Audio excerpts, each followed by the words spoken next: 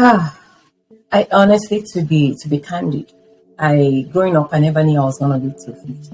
Anything else you could take as a patient for the painful crisis, and you get this on a regular basis, Yeah. monthly.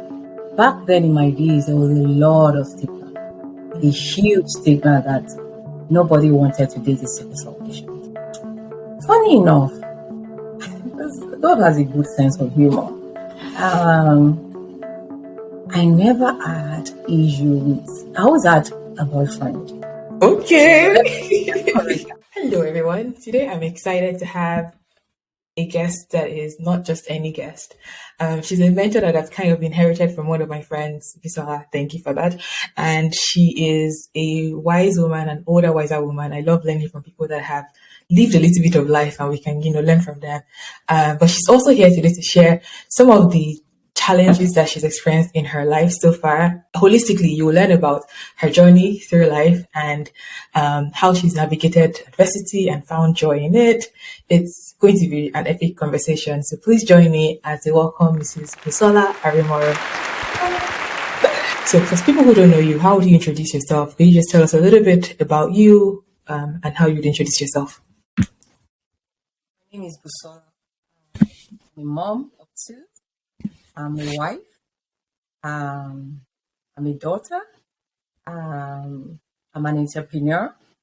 And most importantly, I'm a Jesus lover. I'm a Jesus girl.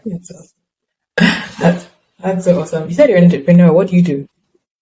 I have a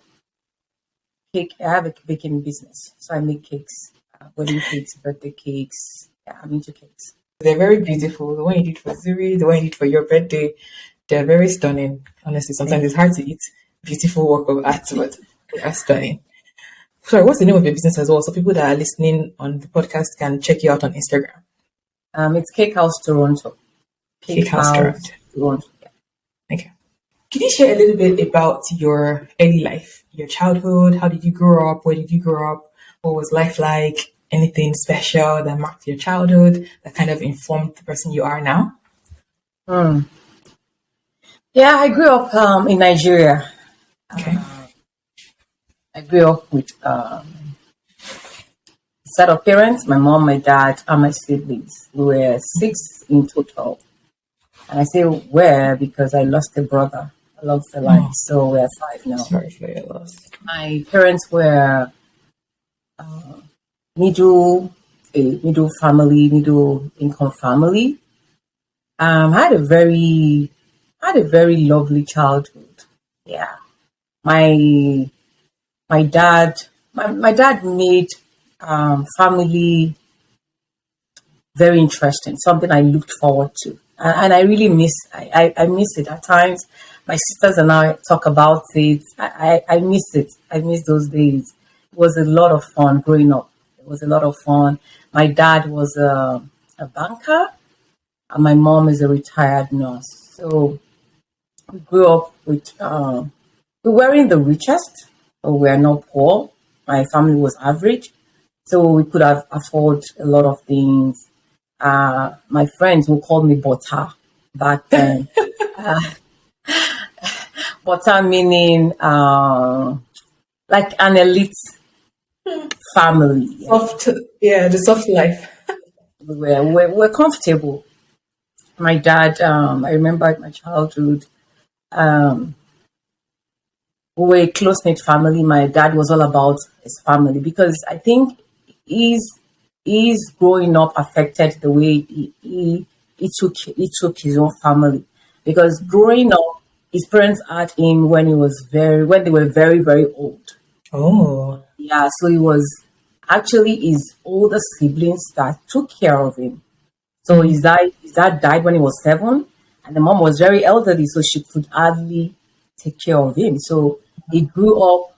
I missed his elder siblings was like a mom to him. Yeah. Wow. So there was not that family close knit thing, which was what he now incorporated into his own family. So we're a very close knit family. My dad would go to work Monday to Fridays, as my mom as well. My mom would come back home around 3 p.m. She was a nurse. So She worked for the government. She will close around by 4 p.m. My mom will be home latest. My dad, on the other hand, maybe will come home later in the evening, around 6, 7. When he gets home, of course, we would have had dinner before he gets home. When he gets home, my dad will still share his meal. I mean, he'll cut his meat. The meat.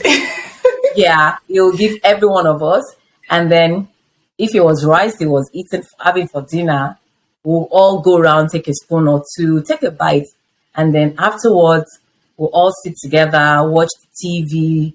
We used to call it gist. He'll tell us about his day. He'll gist us about his day. Mom would gist us about our day. Then the children will talk. It was just very lovely family. So that was typically our weekdays, and then weekends.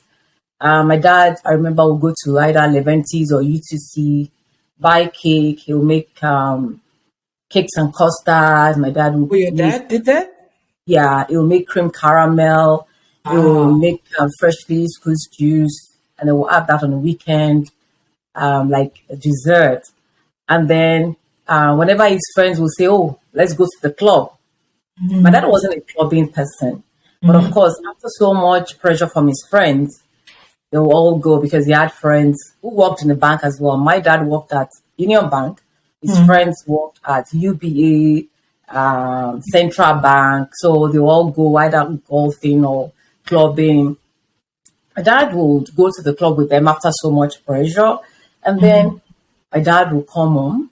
Whatever, they used to have Ikoyi Club. I remember Ikoyi Club very well. They used to have a very lovely sandwich. My dad would bring sandwich and his own portion of sandwich or buy us sandwich, and that's what we'll have for dinner for that weekend. I mean, growing up was fun at home.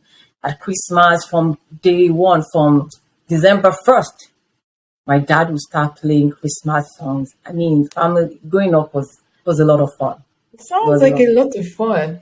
It was a lot of fun. I enjoyed growing up. Was all of this in Lagos? Or where did you grow up? Yeah, we're in Lagos. All of this was in Lagos. We grew up in Lagos, Nigeria. Okay. Yeah, Lagos, Nigeria. And I think it's interesting that, I don't know if you made the connection, but it's maybe your love for baking might have come from the baking seasons with your dad as well? Or? You never know. I know. I never know, because yes, my dad had flair for all this desserts. So yeah, he wasn't a cook. My mom, that was my mom's specialty. But when it came to desserts, cream caramel, all those little dining details, yeah, that was my dad. Wow, Yeah. that's amazing. So growing up, and then I went to a school in Lagos all throughout. My kindergarten was in Lagos, primary school, high school, university. Funny enough, I never left Lagos. The only time I left Lagos when I did my National Youth Service Corps, which was a yearly service corps for all graduates back home in Nigeria. NYC. So, the NYSC, yeah. So that was the only time I left home. And then, of course, after my NYSC, I was back in Lagos. So I was a Lagos girl. That's amazing. So, because I don't know, sometimes when I talk to older people of your generation, like they grew up in different parts of the country. So like I thought it was us millennials that were the people that everybody came to Lagos to raise, but it sounds like you were a Lagos girl through and through. Yeah, although that wasn't the case with my siblings. Oh yeah? I was the only one it wasn't the case with my siblings. I was the only one that was Lagos girl all through. My siblings were either in the north or in the east. Yeah, I was the only one that was in Lagos. All of my siblings went. I was a day student. I went to a day school. For all my other siblings, they went to a boarding school. So they had to travel outside of Lagos. Nice. That's amazing. It sounds like a very fun childhood. And I think it's interesting that even when we don't realize it, sometimes we try to make up for the deficits in our lives. Like your dad said, he grew up with his siblings being kind of the parental figures because his parents had him older. And then he was making up for that with like the very fun childhood for his own family. Very interesting. Our lives, our backgrounds influence us more than we think is always my theory. Yeah, DJ. So what was your health like as a child? And let's just get into it. What was your health like as a child? Yeah, that was the part that wasn't so much fun. Because anybody here listening to me will be like, oh, she had a very good childhood. No. With my parents, with the other aspect that I've described, oh yeah, everything was rosy, it was good, it was perfect. But my health wasn't the best growing up. I was diagnosed with a disease when I was 18 months. And that played a huge role in my life, my childhood. Not just my childhood, ever since I was young. And so my childhood was and it wasn't so much fun when it came to my health. Let me put it that way. My health wasn't the best, but my parents tried as much as possible to manage it as much as they could, especially with my mom being a nurse. So she was very knowledgeable about it. She took time out to really study more about my health, and she put things in place to help me to make it a smooth sail. Let me put it that way. Yeah. Parents, they always do their best. So, 18 months, you got this diagnosis, and then Yes. it's not like it was a disease that was they could treat right away, and then it was done. So, what was the diagnosis? How has it impacted your life? And I know that we were talking earlier, and you said that it's kind of hard to describe what exactly sickle cell disease is, in the sense that like what crisis actually you feel like. But in as much detail as you're comfortable sharing, help us understand what this disease is, but then also what it feels like when you're the one experiencing it. So I was diagnosed with sickle cell disease when I was 18 months. Sickle cell disease is a blood disorder. It's inherited from your parents. It's a disease of the black race, the Asian as well, but nothing with the Caucasian. So it affects the blood cells, the hemoglobin. So a regular blood cell will be round in shape for a regular red blood cell.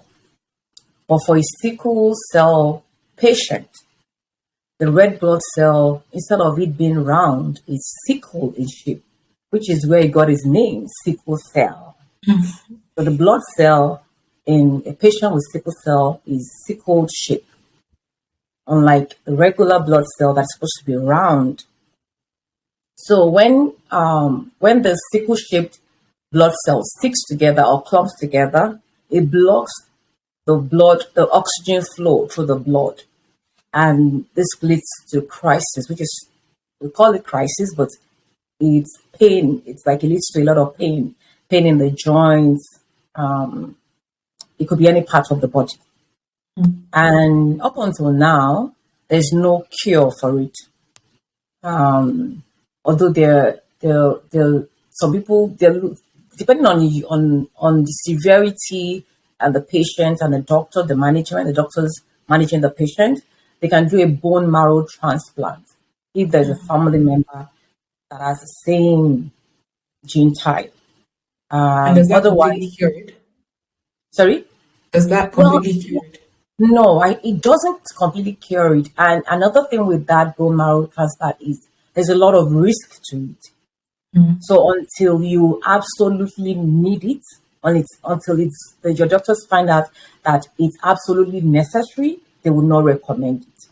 Interesting. But on the other hand, there are other things that can be done to manage it. So there are medications to treat the pain. So a lot of sickle cell patients, you have no issue being given pain medications, right? So you'll find a lot of sickle cell patients going around with pain meds. So we do pain meds. Hydroxyurea is another treatment.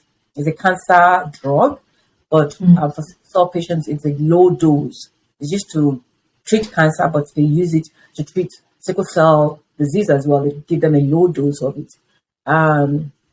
There's what is called blood exchanges.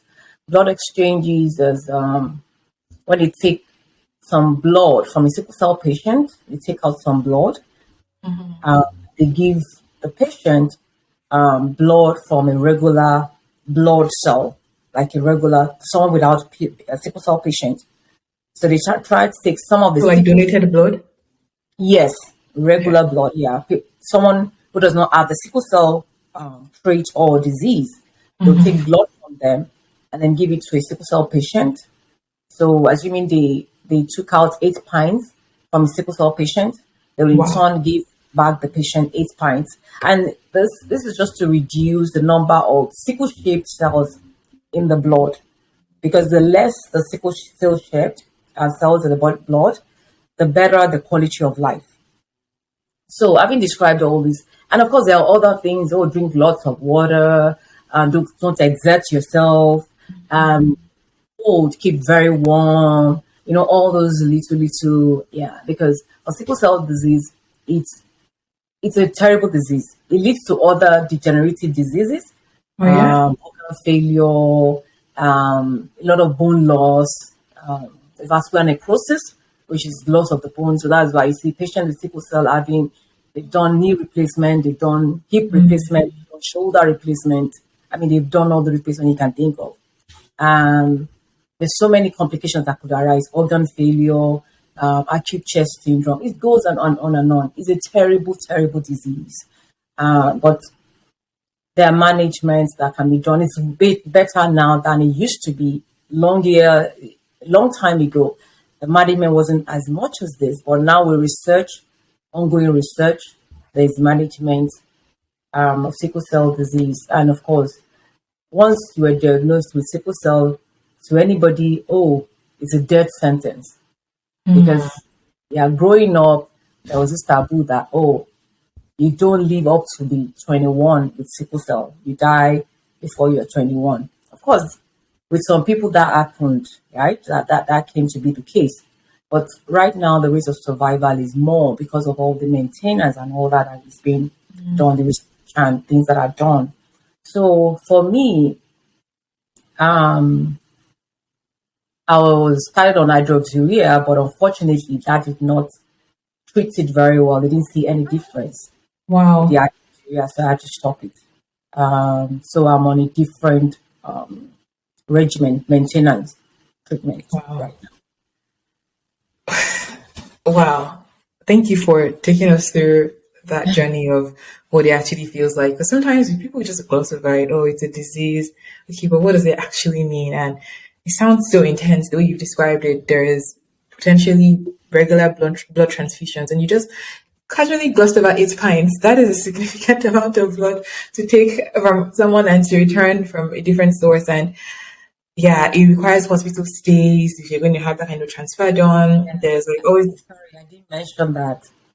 The major thing about sickle cell disease that I forgot to mention is the pain. Is what? Is the pain, the painful crisis. Anything else you could take as a patient, or the painful crisis, and you get this on a regular basis. Yeah. Monthly. In my own case, I started having the painful crisis when I was young, but from the age of 11, I started getting the painful crisis from age 11. And that was when I reached puberty. I started the blood flow, the period. So with every period, with every monthly period, I'll get a crisis. And that's been the story. That was the story for years. Some months, my mom will fight me going to the hospital. She'll treat me at home. But that was because she was a nurse. And of course, he did not want to go into the hospital. I know a lot of times I will go to the hospital, and then once they treat me in the ER, I'll tell them to discharge me that same day. And of course, the doctors won't want to do that. I'll go home and I'll end up coming back. But you just don't want to stay in the hospital because you've stayed in the hospital so much. So for me, I've been in the hospital years. I mean, months. Every month. Like from age 11 to my 30-something. Yeah, I can't remember the exact age. 30-something, thereabouts. I can remember I've been in the hospital every month. Wow. Every month. every month. Financially, what's that like? Oh my God. Thank God for Canada. But back home in Nigeria, it wasn't easy. I remember my dad came on one day. I wasn't meant to hear, but I just overheard. And I heard my parents having a conversation. And my dad was telling my mom that they had given him a query at work that maybe they were going to suspend him or something. And why? Because his own hospital bills, because the bank he was working for would pay the hospital bills. Oh, So his own hospital bills was way too much, that there was something going on. Maybe it was embezzling funds somehow. raising funds through the hospital. Oh, Yeah, so it was a major thing. They were going to fire him or suspend him. It was huge. And I remember I took a drastic step, which of course didn't go to end up too well for me. Because I overheard, I wasn't meant to hear that conversation. I don't know. I just overheard my parents having the conversation. Because I was in the hospital a lot, I would go to the hospital, and these hospitals were not cheap. yeah. Because it was Union Bank had used reputable, as it was a reputable bank in Nigeria. So they Yeah. used reputable hospitals. And of course, these reputable hospitals did not come cheap. I mean, back home, a hospital was what I was Yeah. using in Maryland. I don't know. Yeah, a lot of people, your generation might not know a hospital. A hospital Yeah. was owned by three people, Eneli Kuku and Obiora. I know those names. Wait, they're the statues, right? Yeah, In Lagos, yes. hospital was in Maryland. Yeah, very expensive hospital. And you can imagine going to the hospital every month. So I racked up a lot of bills. So this really got my dad into trouble. And then we tried to use other hospitals, but it was just a lot. And then I remembered when I relocated to the US. In US, there was no health insurance because I was there on visit. So I was there visiting, and I remember I racked up a lot, thousands, because each month I was there for like 2 3 years, and each month I was in the hospital. My hospital bill was 12 to 13,000 each month in the US. Naira made sense. No. I mean Yeah. in the US, Oh, 12 to US. 13,000. Yes, My goodness. 12 to 13,000 US dollars every month. Every Wow. month, that was my bill. So I just remember, not to digress, because you had asked me about the finances.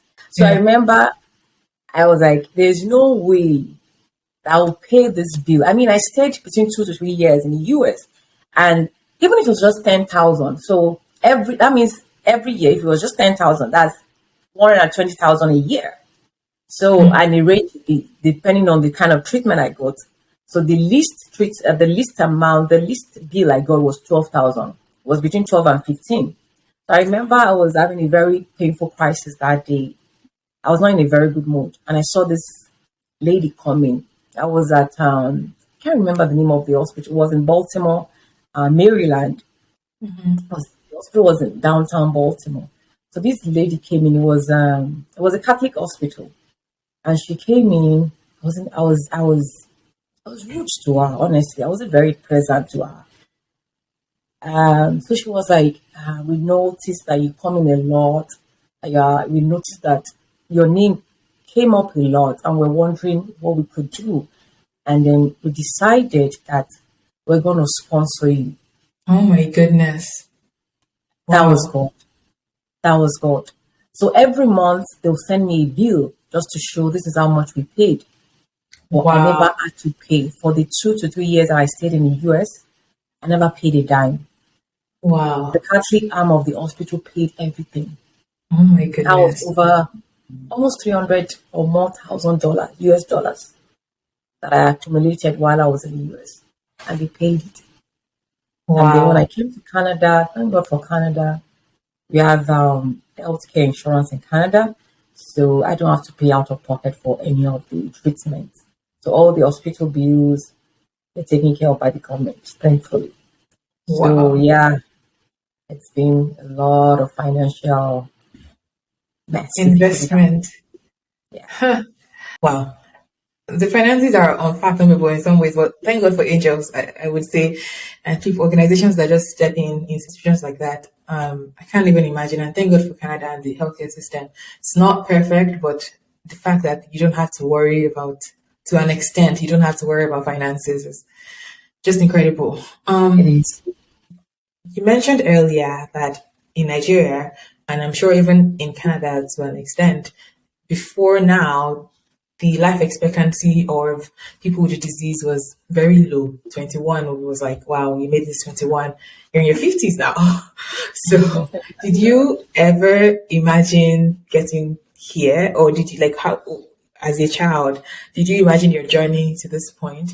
And between 21 and 50, you have since gotten married, had kids, done business, done all these things. How have your dreams morphed over the years as you have now been blessed with healthier life, I would say? Mm. Um, I honestly, to be candid, I growing up, I never knew I was gonna live to 50. Hmm. I know I was a Christian, but my diagnosis a lot of time was very bad. Your what? The diagnosis, like Oh, I whenever see. I had crisis, and I ended Hmm. up in the hospital. Hmm. I don't know, for some reason, I always had a very rough one that a lot of times doctors have told my parents, this one, that's it, that's the end of the journey. They should Yeah, say their goodbyes. yeah. Not once, not twice, not three times. So, yeah, so uh, when you hear that constantly, doctors telling your Hmm. parents constantly that, oh, that's it. Of course, they won't tell it to your face.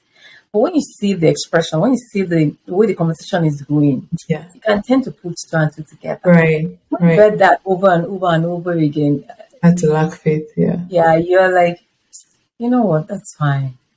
Even Mm. if I don't live up to 50, I mean, that's fine. But my mom, on the other hand, believed I was going to leave. And Yeah, she's still what? alive, right? Yeah, she's still That's alive. so amazing that she gets to see. Yeah. I know. She is. Um, Early on, when I was young, I think I was 11, 12, thereabouts. She met a sickle cell patient that was 70 years old. Mm. And she told herself that if this woman can live to 70, that was the first person that she had ever met Mm. that was that old. That if Mm. this woman can live up to 70, then my daughter will live more than 70. So she held on to that. So even when the doctors told her that, say your goodbyes, my mom would say, no, Mm. not saying her goodbye.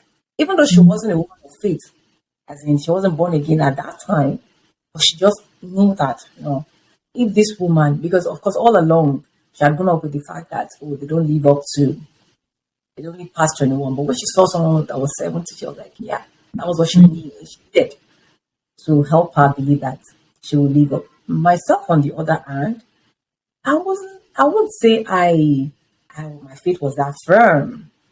I wasn't sure, honestly. I wasn't sure because at times, I remember a couple of times I prayed that God should just end it because the pain was so bad. So I would end Mm. up asking God, you know what? I'm fine, God. We can end it now. I'm fine. You Mm. take it. I prayed that a couple of times because the pain was so bad. So my dreams, I wanted to be a medical doctor. No way. Yeah, when I was diagnosed and with all the journey, roller Yeah. coaster journey that I went through, I was like, when I was in high school, I was like, I'm going to study medicine. But I ended up changing that. Why I went to the hospital one day because I was always in the hospital. I see things a lot. But that day I went to the hospital and I saw a patient.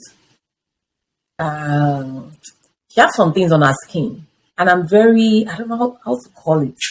I'm easily irritated by things.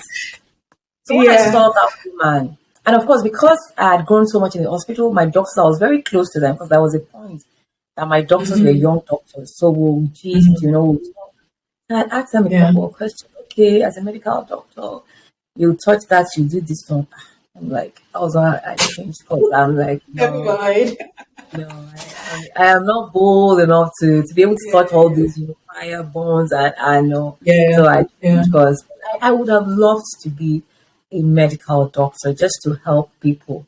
But I think there are other ways that I can help people aside just from being a medical doctor. So, which is one of my dreams, just like you said, I look forward to do that. Yeah. Yeah. I think have I realized my dreams? Not yet. I'm still working on it. I mean, you're still living, so of course you're still dreaming because there's more to do. You were saying in a previous conversation that you've had chapter 0 to 50, and now you're doing 51 above. So it's like another chapter of your life. So new dreams are always like a constant of life when you have more time to do things. That's amazing. I also, at one point in my life, I wanted to be a doctor, but that was just because the Nigerian children was doctor, lawyer, engineer, but not about that life for sure.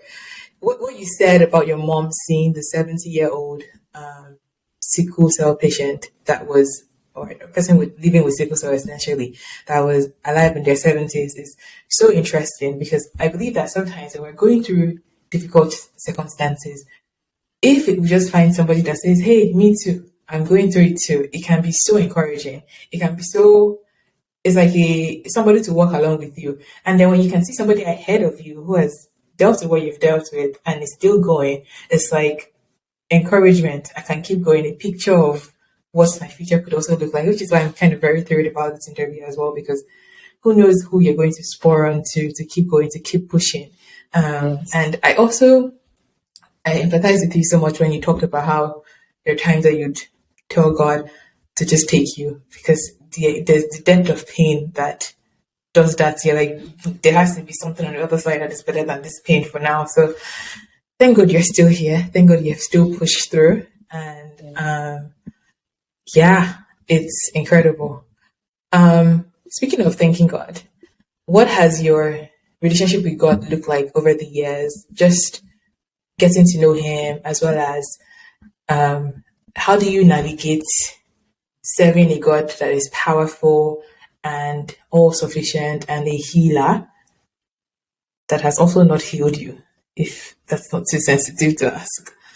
No, it's not. Funny enough, I remember can't remember the particular age, but I remember I was a teenager and I had gone to my doctor that, you know what, I wanted to do a test to check my genotype, which is what it's called. Yeah, the genotype is what will show if you're SS or AE or SS or AS. So I had prayed, and then I went to her and I wanted to check my genotype, and she was like, she was a medical doctor. She was an older, like an auntie. I had met her during one of my visits or several of my visits at a hospital. So we had built a relationship. So afterwards, I'll go to her house. She'll visit me. So I just called her, and I told her I would like to check my genotype. That I'm very, very sure my genotype had changed. And she was like, no, don't go that route. I said, I was very sure. And I prayed, and I'm very, very sure. She tried to dissuade me, but I was insistent. And of course, I checked, and it was still SS. I was devastated, obviously. So my faith has been, of course, there are times when I have, when you have your mood, like, God, where are you, right? But anybody knowing my journey will know that if not for God, I will not be here. So to me, if God has not done it, or if I've not seen the evidence, let me rephrase that. If I've not seen the evidence, that doesn't mean God has not done it. It hasn't just manifested. And it manifests in different ways. Mine necessarily might not be changing from SS to AA drastically, but you see me out of God, like I am. So growing up, my parents had always been, they weren't born again Christians, or they were church people, they were Anglican. So we always went to church every Sunday, we were church goers. And then I'll go to we'll go to church. I don't know. At times you hear messages and then you give your life to Christ and then you go back to school. But during the week you backslide. Oh, you're back in church again. Oh, you hear a very powerful message and you're like, you run to the altar, you give your life again.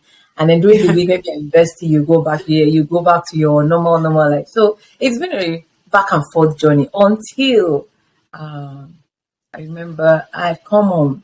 I just finished year one. So we were on holidays for to go into year two, and then I can't remember where I gave my life. I think it was our Foursquare Gospel Church. I can't remember No which. way. Yeah, I it grew was up in Foursquare. I went to Foursquare till I came to Canada. Yeah. oh, yeah. I went to Unilag, so that was the closest church to me. So, and then I think my mom had a friend that went to Foursquare, so it was just very convenient. So all I had to do was take a bus from the campus to Foursquare, and it was very straightforward. So I gave my life to Foursquare Gospel Church, and ever since then, I've stuck with God, and He has been good. He has been good. Even prior to my giving my life, you could tell that God has been there for me. So yeah, just because I haven't, just like I mentioned, just because I haven't seen the SS change to AA, to me it doesn't mean that God has not healed me or God has not done it. Because I had mentioned that from age 11 to 30 something thereabouts, I was in the hospital every month. Right. But that's not the case anymore. The number of times I'm in the hospital yearly has reduced drastically. So if you look at it from that point of view, you can say that God has done something. And the fact that I go into the hospital at times and my doctors cannot believe. I remember I used to have a family doctor, but we moved cities, right? We used to live in Mississauga and we moved to Hamilton. I remember my family doctor, he was an elderly Egyptian doctor, like 60, something thereabout. I remember every time I went in to do my physicals or maybe I had a regular appointment with him, he would tell me that I was always like a joy to see. And because when he looks at my file and he looks at me, he cannot reconcile the two. My file on the other hand is all okay with all these diseases, all this stuff going on. And then he looks at me and smiling and radiant. I don't look it. Yeah. So you can't just put two hands together. So that has been God. Yeah. You know, people will get to know that, oh, she's going through this. They're shocked that, really? Are you sure? I know that has been a question that people all my life long, even when I was in university, people will say, no, are you sure? You don't look it. How come you don't look it? Because you can tell once you see a patient with sickle cell disease, I'm able to tell right away. But people are like, no, you don't look it. Not at all. So yellowing of the eyes, looking tired. Exactly. All those, you look very skinny. So, so God has been really good. God has really, really, really been good to me. Of course, there have been challenges. There have been times when I'm like, God, where are you? Where are you? When I've cried to God that I need you, you know. At times when you're going through a lot, or maybe when you've just been told something by the doctors, some unpalatable news about your health, something that is not so good, and you're like, God. But like David encouraged himself in the Bible, I'll do the same. Encourage myself and I'll get up. We'll fight again. We'll keep fighting. The fact that I'm alive is enough to tell me that God has got my back. And there's been several instances where I've called God that God, please sit down, let's have a conversation. And he has proven to me time and time again that he's got my back. So that makes the journey easier. Let me put it that way.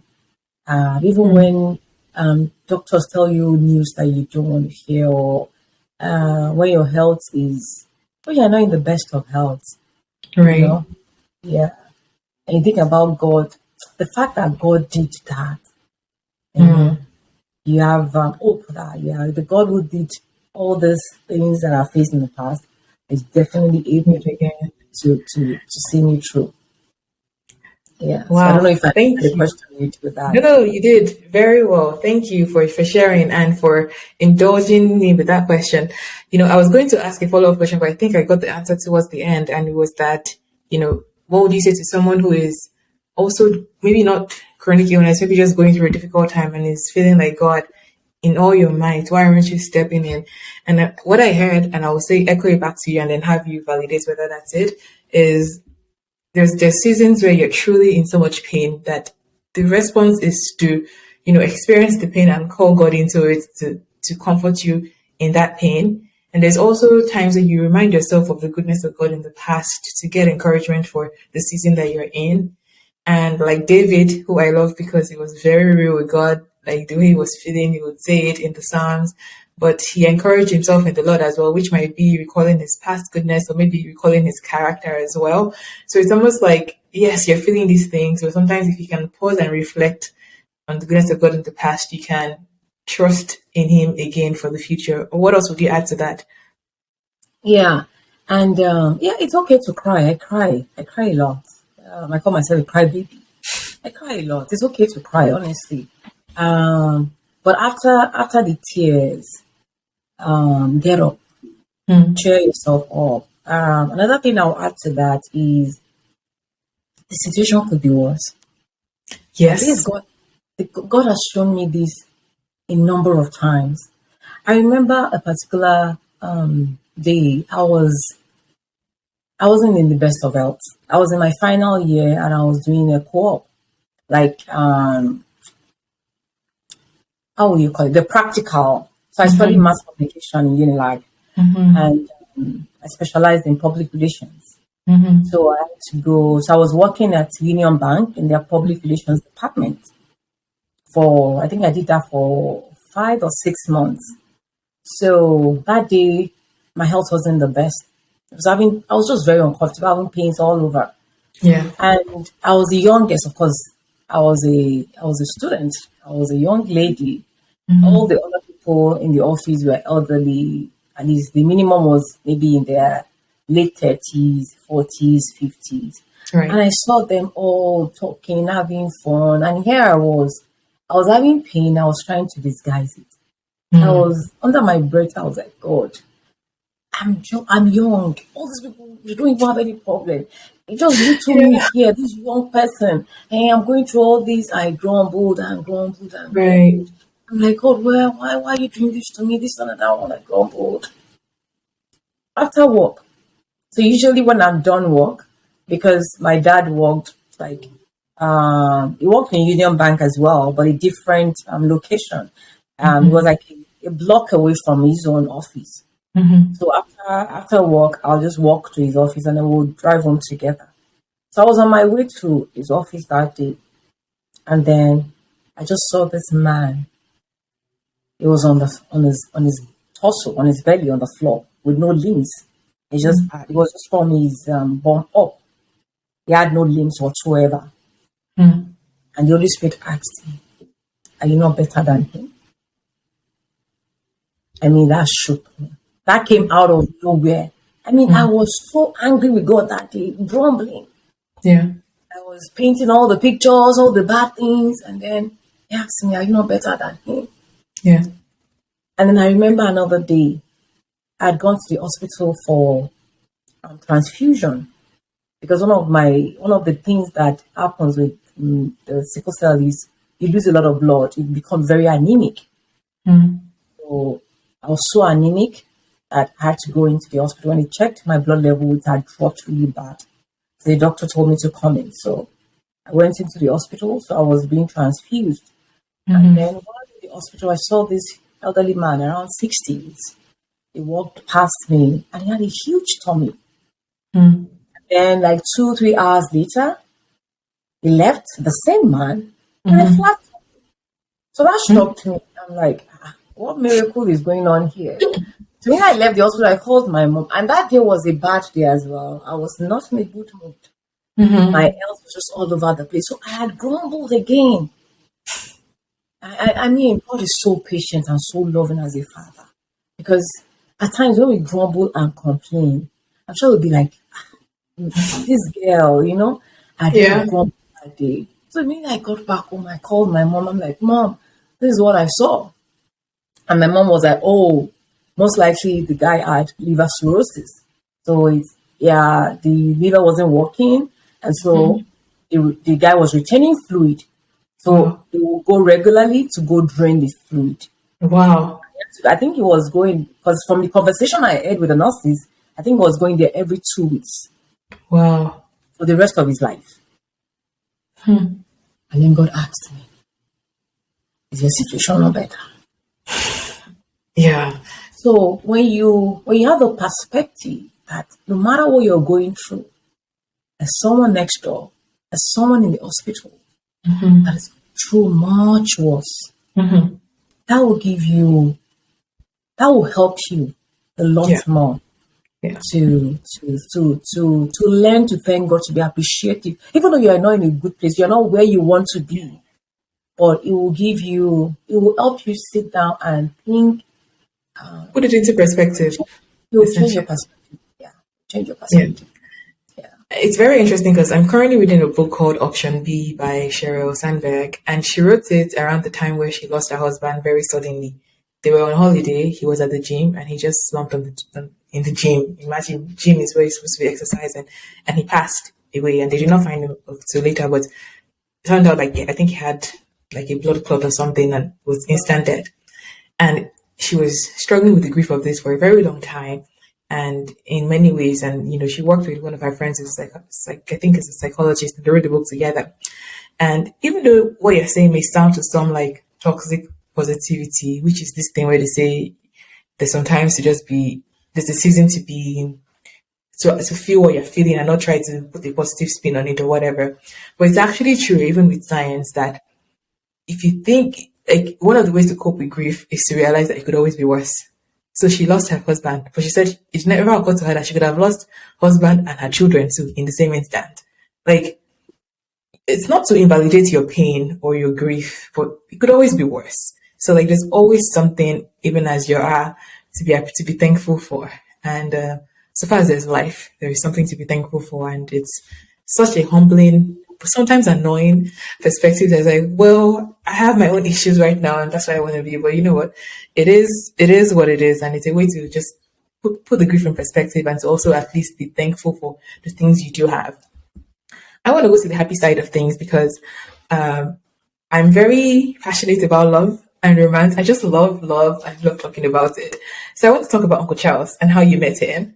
How was it dating, knowing your health history? Also, I don't know if back in the day there was like any stigma about dating people with sickle cell, or how did you even breach the conversation? At what point does one say, "Bros, this is what's going on"? Or, what's your genotype before I fall in love too deep?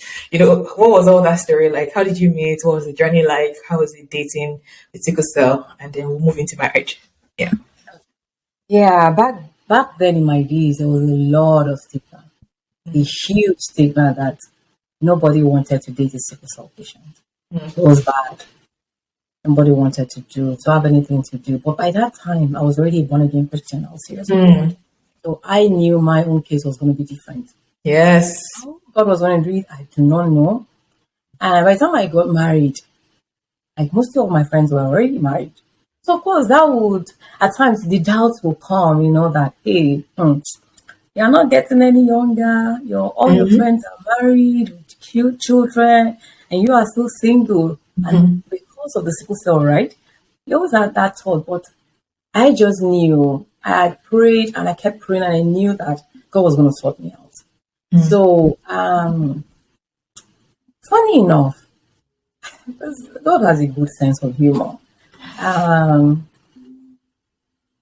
the conversation came up with, my friends, people were asking me, so what do you think, dating?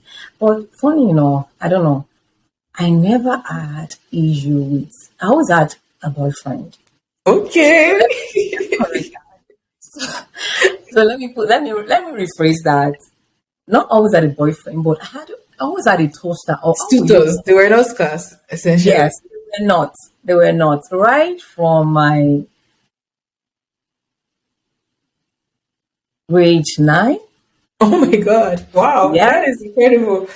incredible. I never lacked them. I mean, my friends will poke fun at me that what do they even see in you? That I mean, everywhere we went, when I was in Unilag, I had them a lot. I remember I had a boyfriend in Unilag in my first year. Um, and then there was this guy that came from Unsuka, another university, and I To had Lagos. to Lagos. He was on vacation and he had approached me. And I told him I already have a boyfriend. He was like, yeah, he's fine. It'll just be another boyfriend. I'm like, no, I can't do that. Well, funny enough, I ended up doing that because he pestered my life. And Wow. I told him, I already have a boyfriend. I don't sleep around. Mm-hmm. The boyfriend, you know about the boyfriend. So what you have to do, you can't come to my house. Mm-hmm. The only place we meet is in the public place in school. And it was Mm-hmm. fine with that. So Wow. yeah, I know. So it will come, but by the time I gave my life, when I was going to year 2 that I gave my life, I just broke up with the regular boyfriend and the extra boyfriend. So I never lacked sweethearts, right? But then after I had given my life, it was as if everything ceased. Oh yeah. So yeah. But then um after, was it my final year or after university? Yeah, Mm-hmm. when after university, after NYSC, I had a tutor, and I came back, and then I met a doctor, I met a pastor to be, and then my current husband. So it was Wow. Aunty Busola, you were hot too. so, so there were three of them that were just friends. But of course, everybody around me, my parents, my person was like, okay, what is going on with all these people? Mm-hmm. But they were friends. But I remember I was praying, God, I need you because I don't want to miss it. Mm-hmm. And all these people knew about my health because I was upfront. Mm-hmm. I was upfront with them. And my own thing was, oh, to me, if God had said I should choose, I would have gone with the doctor or the pastor because I Mm-hmm. felt, oh, the doctor will have a better handle and the pastor will be able Good. to pray his way. Medical spiritual Yeah, care. exactly. So that was my, oh, God has a good sense of humor. So I remember I went to Lekki 98. There was this crusade by Pastor E. Adeboye of the Redeemed Christian Church of God, Wow. Lekki 98.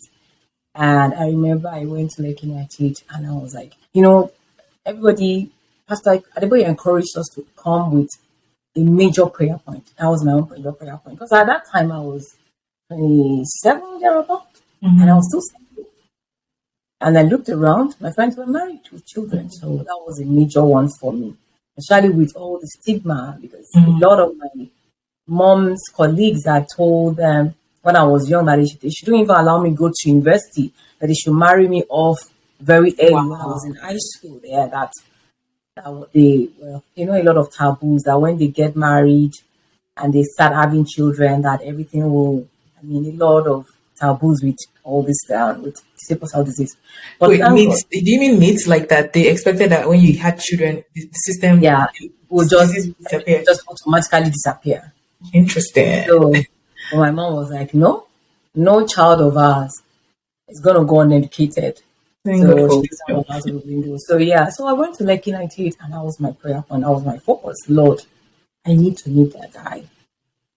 All these three guys, all these three men, I need to know which one it is out of these three. And if it's not any one of them, Lord, open my eyes. Hmm. And It was Charles that the Lord pointed me to. And how did we meet? I was a very quiet person. I think you still are.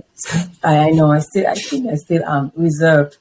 So my one of my siblings had a friend that was a friend of Charles. So the friend had come to, and funny enough, we lived in the same, like a stone throw, like a block or so or two away from each other. Wow. We never met each other. We had never come across or bumped into each other once. Yeah. And we had lived in that area for years, both of us. So when a friend of my sister's came and said, he went to Charles's house and said, "Oh, come with me. I have a friend that I want to go meet." And Charles was like, "In this area, there you have a hot babe around here." Charles was like, "No, it's not. It's like that. No, there can't be any hot babe around that is not. He is not aware." And then got to my house. There were three of us because myself and my siblings are very close in age, just a year or two. So we were like triplets. And then he got to my house and saw me and saw my siblings, and he said he was shocked. Really? That you have three beautiful girls in that house and never, yeah. So that was how we met. So he came to my house, and of course, I love entertainment. I think it's a family thing. We love to entertain people. So they came. I think I was one that got them drinks and snacks. So we entertained them, and then I just went to do my own thing.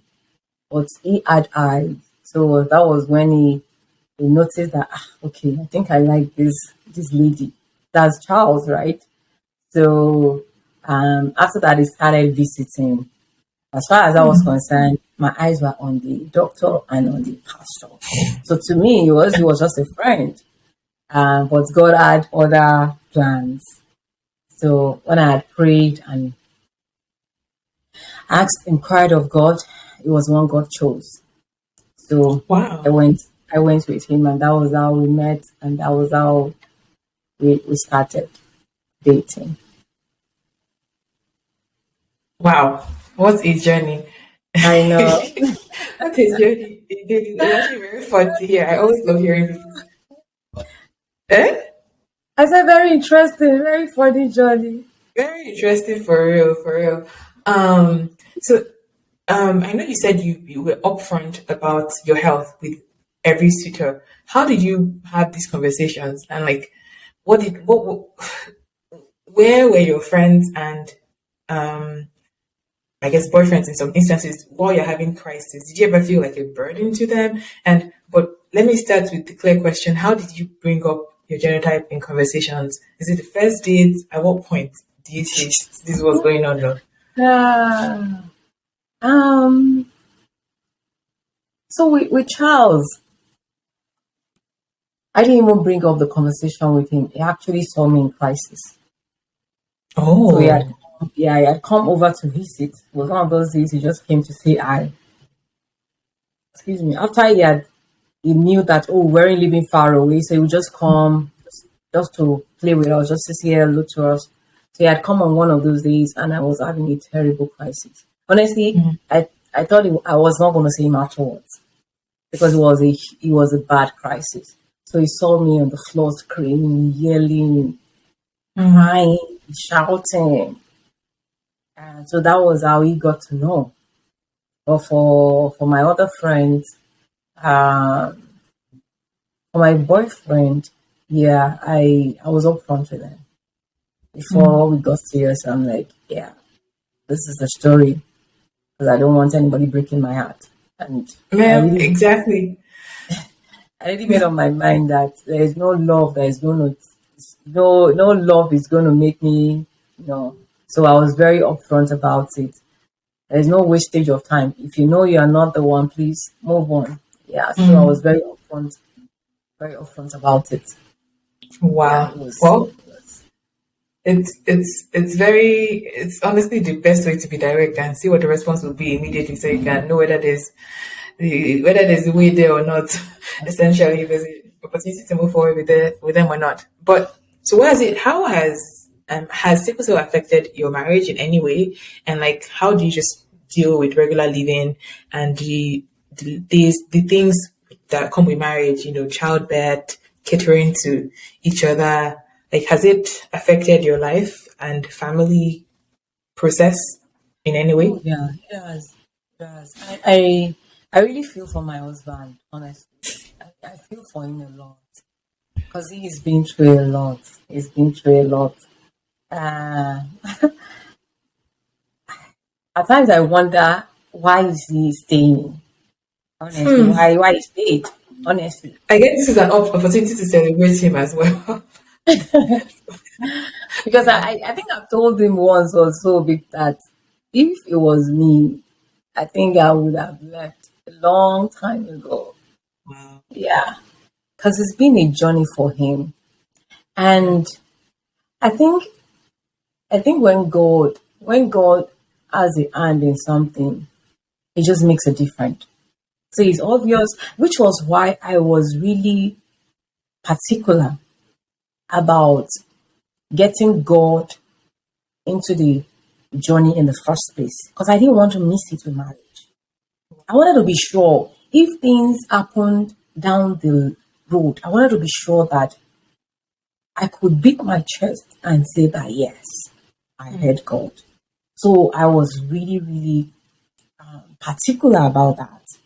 So when I knew God had a hand in it, it left me a little bit confident or happy that, okay, you know what? God will be in this journey. And whatever the outcome was, I was fine because I knew God had the hand in it. And, and so, having said that, I would say my husband, my God knew the kind of man he created in my husband, which was why I was looking at the doctor and the pastor, but God knew that no, no, Medical and spiritual wasn't no, sufficient. those ones are not it. This is the person. Mm, Because all true, I don't know how he copes at times, honestly. Because for the first how many years of marriage, I was in the hospital every month. wow. I will have crises, and the crisis can be funny. A lot of like 70% of the crises are always in the middle of the night when Hmm. everybody is having a sound sleep. Oh, That's when I wake goodness. my husband up. Let's go to the hospital. Can you rub this hand? Can you rub this leg? I need water. I'm cold. I'm hot. It's been a long journey. It's been a very, very long journey. And I think he is a man of faith. And then one thing that has helped him that he alludes to is the fact that he's got a fear of God. Hmm. So that has really helped him and helped our marriage. Because I Yeah. remember when we were going to get married, um, his family wasn't very comfortable marrying someone with sickle cell disease. I was And gonna ask about that. you can't blame them really. Because if it was my family too, I'll do the same. I Mm-hmm. mean, this is not headache or malaria. I mean, we're talking about a disease, a lifelong disease, and you want to go and on into the marriage. Mm-hmm. But thank God, he stood his ground. That is the person he wants to marry. It's either this one or not, or he's going to stay single. And so he was determined. And he had the backing of God as well because he too had prayed. And so Johnny has been tough. I won't lie. Yeah, it's been tough, but God has really been helpful. Uh, I remember I remember there was one day I was in the hospital. We're still in US then. Um, we got married year 2000. I think this was year 2003. I had a crisis the previous week, and then all of a sudden, I my tummy started aching, and then I started spitting out blood and all that. And I was like, "What Wow. is this again?" I called my husband, and of course, we had to go back to the hospital. I just got in better, and then we go to the hospital. I was in pain. Oh, okay, but it wasn't even the bones this time. It wasn't the joints. It was my tummy. And then we found out it Wow. was kidney stone. So I could see on his face. I could tell that he was tired. And I don't blame him. I mean, this is someone who is newly married, just 3 years into the marriage, but Yeah. he can tell you all he's been through. Every month since they got married, it's been one story or the other. A year into our marriage, we had a major health scare that he thought that was going to be it. Everybody thought that was going to be it. I mean, this is just a newly married, less than 2 years, and the doctors are telling you that you're going to lose your wife. So I remember that day I was in the hospital. I had been admitted into the hospital, and I was on the bed, and he was just sitting by. I can't remember if it was on his phone or it was just his head. I can't remember what his posture was, but I could tell that he was tired. Yeah. And I just prayed. I'm like, God, please just cheer this man up. Just do something to show him that you've got him.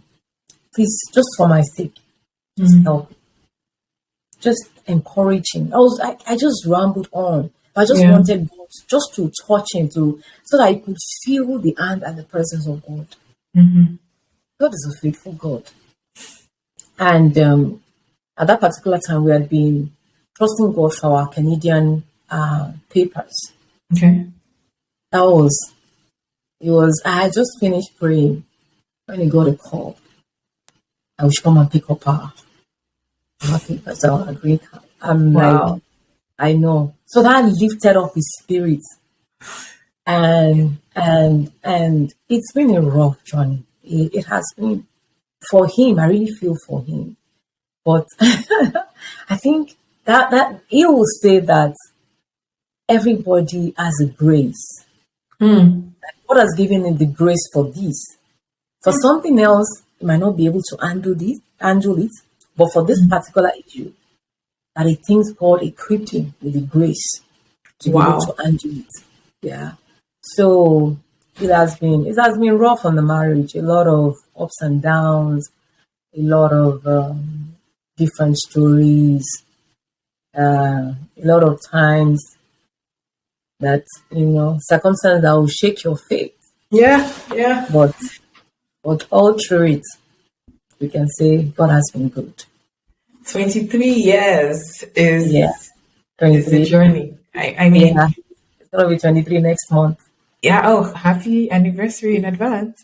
Even people who haven't dealt with chronic illnesses, 23 years is a long time already to have its own challenges. So now adding on top of that, health, having to, in some instances, limit your activity, think in advance of, is this something that could trigger? Like, you don't want to have so much fun during the day and then pay for it in the night kind of thing. Like, it's definitely a journey. So I thank God for giving, that you were able to meet somebody that was equipped with the grace for this, like with the extra level of, endurance, extra level of support for it. And like you said, a person of faith. Because, you said he fears God, the fear of God as well. Everybody, even when you're married, even when you don't have sickle cell disease, it's very important to marry somebody that fears God, because you only know as much as you can plan for at the beginning. There's like a lot of unplanned parts of life that just happen that, yes, you might need to pause and mourn and be genuinely tired, but you also need something greater than you to lean on. So that faith is a pillar of constance and support in the journey. Like, and I thank God for God. The experience you had with the Canadian immigration, we've only been married for, going on 4 years now, but like, I've had similar experiences, and I used to think I might just consoling myself, where we'll have like a major disappointment, but in the same vein, something will happen that will be like, here's a consolation, just like some good news we've been waiting for, just to come at that time. And I guess it's to so that your spirit will not break, so that just something to cheer you on, just when you need it. So it's definitely, as you said it, I just reflected as well. What a journey, what a life. Okay, you did not answer the part about kids and having children, and if that was in any way, if your health in any way complicated that, because I wonder if anybody listening that might have the disease as well, my wonder about, I'm very happy that I'm interviewing you. Maybe I'll look for somebody also in their 80s or 90s to come back so that I can see a fuller life, because you've done different stages, you've done school. Because I know that going to school with sickle cell disease is another ball game, because exams that you miss and not wanting, people are studying deep into the night. You know that if you stay in one position too much, you can wake up in the morning with pain. It's just a lot. So, but let's even park that. So the journey is exhausting. For now, I know that childbirth is a rigorous process. Pregnancy is a rigorous process. Was that a difficult process? If getting pregnant can be a thing in its own, did your health impact that process in any way, or like, how's that been for you? Oh, that's a very interesting question. Oh, yeah. Just like you said with your part, the education, when you were talking about education, just remember the particular instance. I'm just quickly going to mention that one. Okay. It was my year one, right? I just gotten into the university. Of course, every exam had always been an issue, but this one, year one, everyone, we had planned, myself and my friends, I was going to study all night. This is university, you have to study. Yeah. So we had planned that, okay, from 11 a.m., from 11 p.m., we'll go to class because I wasn't, like, the library was not open at that time. So we'll go to the classroom, we'll study from 11 p.m. till 5 a.m. So that was a plan. And then myself and my friends went to class. And because, of course, we got into university, mass communication, and at that time it was the best university. It was the best university for mass communication in the whole of Nigeria at that time. Right. So they had told us that if you want to pass, if you want a very good, to graduate with a very good grade, you really have to study. That one, you can never get first class. So yeah, we're told by the lecturers that first class is for the lecturers. So Oh my God. I know. So I was aiming to at least have a 2-1. So I really told us that you have to study. So I was pumped already. Then myself and my friends, we went to class from 11 p.m. We studied till 5 a.m. 5 a.m. we got up and then we went back to our hostels to freshen up, and we're ready for exams. And then of course I got to the exam, or I finished, I wrote the first exam, and then I was about starting the second exam. Then I had a crisis. Oh my gosh. And I couldn't write any other exam that semester. That was the end of my exam for first semester. So I had to come during the break to write some exams. And of course, there was no semester that I finished my exams all throughout my university years. I always had to come in during the summer period to write the exams. And of course, I had a lot of carryover. But just like I said, let's put that aside. I just remember that particular one. I just wanted to chip that in their exams. Maybe it's for somebody who is currently in school and can relate to that part as well. What a journey. And I'm so thankful that you're here to tell the stories of it. Yeah. So, child bearing.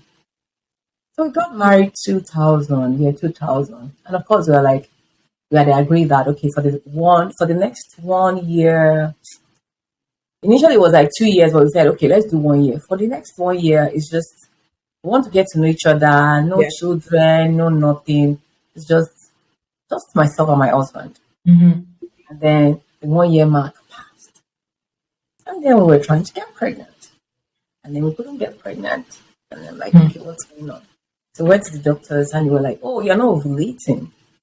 So they started giving me medications for ovulation.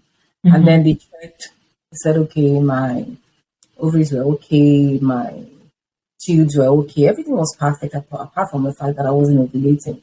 And then first year, second year, third year, despite the fact that I was taking all the medications, fourth year, fifth year, sixth year, seventh year, finally. So for 7 years, we were waiting and waiting and waiting. And that was a journey. Oh my goodness, that was a journey. But my husband was calm. But I was far from calm. I mean, I will rush every month. I will rush to go test pregnancy kits. I had a lot of them. Oh, the I told my worst. Yeah. husband banned the drink. He's like, he doesn't want to see that thing in the house anymore. Because of course I'll do the pregnancy test and it will be negative. I was always asking, well, why can you not be positive just for once? Yeah. But yeah, it was never positive. It was always negative, and I would cry, and he would end up coming to console me. So it was like, after I had done that for you, and he's like, no, he No more banned, chest. no more tests, no more tests. When it will come, it will come. So yeah, and then eventually God answered our prayers. After 7 years, I got pregnant, and I remember Wow. when I told my doctors, my hematologist, at Credit Valley Hospital. When I told him, oh, I was so excited. I went to meet him. Oh, I'm pregnant. He was like, you're pregnant. You cannot be pregnant. We have to take out the baby. I'm like, take which baby? Take what out? Yeah. He said, this one. I said, this baby, take it out for what? He said, because your health cannot carry a baby. And your health is so fragile that it's either the baby dies or you die. I'm like, this one, I'm carrying this baby. And don't worry, doctor. You said your own. I'll be fine. Mm. He was insistent that I needed to abort the pregnancy. And anytime they brought it up, I'll tell him this baby that I've been looking for years, 7 years, it is not happening. So I had the baby. Was he smooth? No, it wasn't. But I can't complain because it wasn't the topsy turvy that a lot of people will experience. The only problem that I had was I threw up from day one till I gave birth. Yeah. For the whole 9 months, and some people will say, oh, yeah, I was nauseated. I threw up for 3 months. Yeah. Until the day I had the baby. That was the only problem. Um, yes, I had crisis. There was a particular time that my blood level dropped so bad. While pregnant? Yes. Wow. Doctors did not know how I was still alive. I remember I went to the hospital that day. I actually took the train. So we're living in Istaga. I remember I took the bus to Square One. And then from Square One, I took the bus to a GO station. And then from the GO station, I took the train to Union Station. And then from Union Station, I took the train to the hospital. It was at Mount Sinai Hospital downtown. So I had taken three forms of transportation. And then I knew I was extremely tired, but that wasn't new for me. I knew that my journey all along had been a lot of anemia when my blood level would Right. be very low. So it wasn't new for me. So when I got to the hospital, I did a blood work, ultrasound, and then I was waiting to see my doctors. And then I noticed that they admitted me immediately. I wasn't still faced. I was like, okay, my blood level was really low. They wanted to transfuse me, give me 1 or 2 pints, which is what they would have done 1 or 2, a couple of times. They would, when they see that the blood is really, really low, they will admit me and give me 1 or 2 pints. But this time around, I just saw nurses, Oh, doctors wow. pouring into the room. I was like, I was even worried that something is wrong with my baby. I just saw them pouring, and then before I knew it, my bed was surrounded with Surrounded. doctors and Wow. nurses. So I was like, what's going on? I kept asking because I was really worried that something was wrong with my pregnancy. So they said, oh, we're waiting for your gynecologist to come. And then she came. I was like, what's wrong with my baby? What's wrong? What's wrong? Is everything okay with my baby? What's the problem? She was not like, we don't know how you're alive. I'm like, what do you mean? You don't know how I'm alive? Yeah, we don't know how you're alive. How did you get here? I'm like, I took the bus, I took the train, I was counting. They said, no, no, no, no. What do you mean? Did you come by yourself? I said, yes, I came by myself. Where's your husband? He's at work. Where's your family? I don't have any other family, just my husband and myself. So how did you get? Did you take a taxi? I said, no, I took a train. How did you walk? I'm like, I walked. So all these questions, I was like, walk. I was like, okay, what is going on? Say no, because we can't believe that you actually walked. I said, yes, I walked from, and I described it from. I took the Queen's Park. This one, Wow. So they were shocked. They said, you are not supposed to be alive with the level of blood in you. And the blood level was too low Wow. to carry me chocolate of the pregnancy. And it was ridiculously that there was no way I should be alive. I'm talking, I'm walking, I'm moving, that they cannot believe it. So that day I remember they kept saying, she's a wonder. They'll call themselves, come and see the wonder. Oh, she's a wonder. All throughout. Wow. I know it was unbelievable. I was shocked. But that made me realize that day that, you know what? God is good. He's got it in my life. So that was for the first pregnancy, that was a major one. The anemia, my blood level being ridiculously low, and then the throwing up, being nauseated all throughout the pregnancy. And of course, because of my health issue, right? I was high risk pregnancy, so Right. I wasn't allowed to deliver normal. So, excuse me, it had to be a C-section. Yeah. Excuse me. And then a couple of months afterwards, my husband, of course, we were excited. Oh yeah, we'll take another year and then have another baby. Take our time. Let's enjoy this one. And a few months, and I found that I was pregnant. The woman was upset with God. I'm like, Upset. I know. I'm like, God, I just had a baby. How will I take care of this one? And I'm pregnant. Human beings. Human beings. I Wow. don't know how God does it. I was angry, God. How am I supposed to cope? I don't have any family. I just had a baby. And then I'm pregnant again. This one and that one. Wow. I know, wow. I kept grumbling. God is a good God. And then after I had finished grumbling, and then the Holy Spirit was like, what if you had not had the first baby? Would you not be excited that I gave you this one? And I sobered up. And I started saying, God, I'm sorry. I started apologizing. For the second pregnancy, it was nutrition. I was just losing weight. Oh, wow. Did you know what was going on? My weight kept dropping. They referred me to a nutritionist. That one did everything, but my weight just kept dropping. They didn't know what else to do. And then eventually, God is good. I had another crisis. So it The was team. regular with the pregnancies, right? Mm. Um, Your body was working extra hard to fend for two people, I I know. guess. Yeah. And then so I'd had a crisis. I was in my 8th month. Crisis. I was in the hospital. I remember it was a Thursday. My husband was meant to pick me up from the hospital. I was being discharged that day, Thursday. He was meant to pick me up after work. And then I told the nurse, I wanted to pee. Could she get me a bedpan that I didn't feel like going to the bathroom to use the washroom? And she said, oh, yeah. Of course, ideally, she should say, get up. I mean, you're going home today. Why should I be getting you a bedpan? But she did. And then I peed. And then she went to the bathroom. And I just noticed that something was off. Because she just dropped the thing and then she went out immediately. She didn't empty it.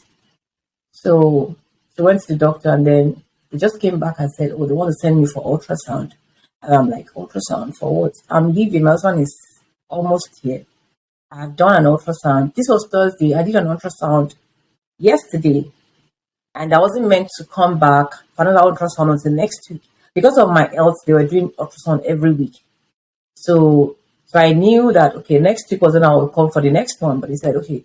So I told the nurse, I just did one yesterday. He said, yes, the doctor wants another one. I'm like, I'm going home today. Why do you need another ultrasound? So I just said, go do it. I said, okay.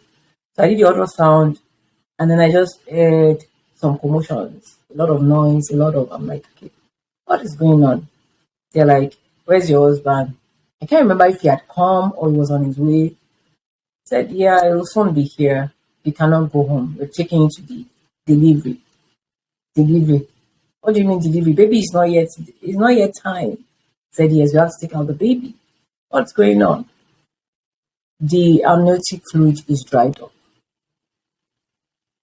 I mean, as of yesterday, the Wednesday, the day before, everything was fine. I remember they had measured it and it was perfectly okay, the fluid and everything. So between yesterday and today, the fluid had dried up. So if I had gone home, I would have just come back the following week and they would have said the baby was dead. And you weren't leaking any fluid or anything like that? Wow.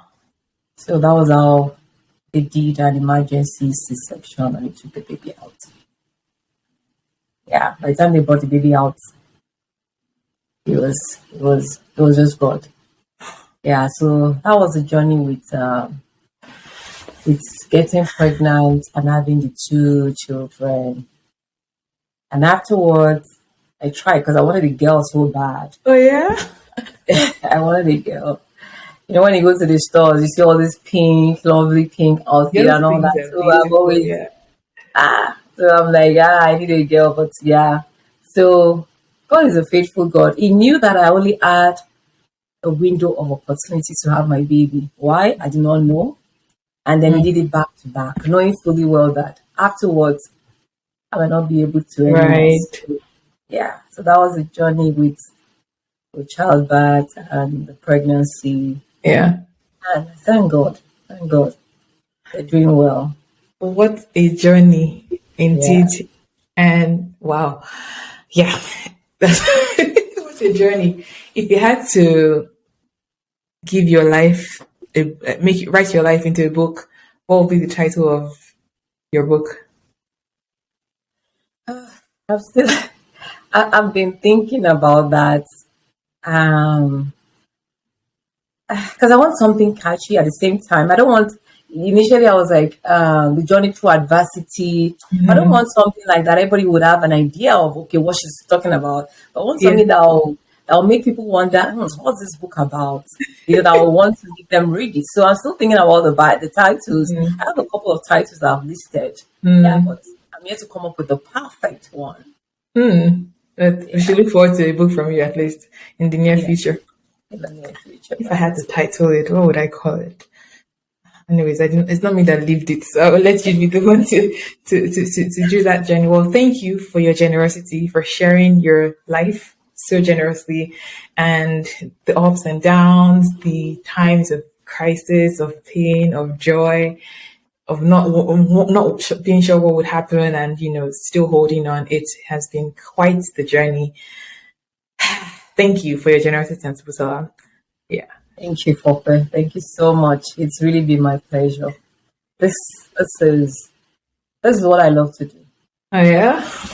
Yeah, I just want to see people. I just want to share my experiences with people. Whatever aspect of my life can encourage or help someone, I'm open to the idea. So thank you for this opportunity. Thank you. I really appreciate it. Thank you. Well, it's been such an honor having you. I know that many people's lives will be blessed. Many people will be encouraged because, there's just so much to take from here, whether that you're dealing with your chronic illness, whether you're dealing with the season of waiting, whether life is smooth at the moment, because nobody has all roses all through their life. You can at least pick some tools to navigate life. Any final words as we close? Yeah, I'll just tell anybody out there listening that no matter what you're going through, just hold on. The Bible says this affliction is for a little while. My own journey, you might say, oh, but she suffered it for 50 years. That's not a little while, but it is a little while. No matter what you're going through, my husband will say, this too shall pass. It has not come to stay. It shall come to pass. It's just for a little while. There's light at the end of the tunnel, no matter what you're going through. And the second thing I would like to drop is, no matter what you're going through, there's someone out there who has got it worse than you. So always be thankful. Be thankful to God and put it in perspective. Be thankful to God, put it in perspective, and know that tomorrow will definitely be better. tomorrow will be better. I can assure you. When I started, how many years ago, the journey was way worse. But I thank God that tomorrow has been better, which is today. And tomorrow I'm hopeful. I am trusting God. It surely will be better. So just have the same faith that tomorrow will be better. And no matter what you're going through, someone out there has got it worse than you do. Wasn't that great? The thing is, I'm usually skeptical about doing things like this. Like, I feel some type of way about putting the real people in my life out like this, like their real stories, things they're going through, because it's not hypothetical. It's not like, oh, someone somewhere is going through a chronic illness and here's how you might want to deal with it. And it's also not something in the past where they're like, oh, I used to deal with sickle cell, this is still her reality, which makes it a bit more of a vulnerable story to tell. I don't want to put my people on blast for views or anything weird like that, but I thought about this. The same reasons that make it more vulnerable for her also make it more relatable for you, I would say, because like for people who are going through this right now, you can see yourself in her. For people who are going through some other difficult time as well, like you can see that she's not just telling you some hypothetical stuff. This is her real life and this is how she's dealing with it. And I know I enjoy that, so I hope you did as well. Being Nigerian and maybe in some ways being human means sometimes we're hush-hush about things that so many of us are experiencing, and that just means that we feel isolated in our experiences when really it's not as unique to us as it feels. So I hope that this has encouraged you, because I enjoyed talking to her about it, and I just feel like you would have enjoyed it too. And if you have listened or watched up to this point, it means that you will enjoy more content from me. So please be sure to subscribe, be sure to like this on YouTube, and if you're on a podcast platform, hit that follow button, leave us a review. It helps other people that find us know that we're legit, and it inspires them to listen as well. And if you're on YouTube, I want you to join the conversation. Leave a comment. What was something that stood out to you in this episode? What would you add to the conversation? Those things encourage me, but if you had to do only one thing, please head to YouTube and subscribe right here on this channel. This has been great talking to you today. I have so many more stories of resilience I want to share with you, and other notes on love as well, and be back for more. There's other videos you can watch around here as well that are related to this content. So thank you for your time today. It's been great chatting with you. My name is Fopsy, and this is me signing out. Don't forget to subscribe. Okay, thank you.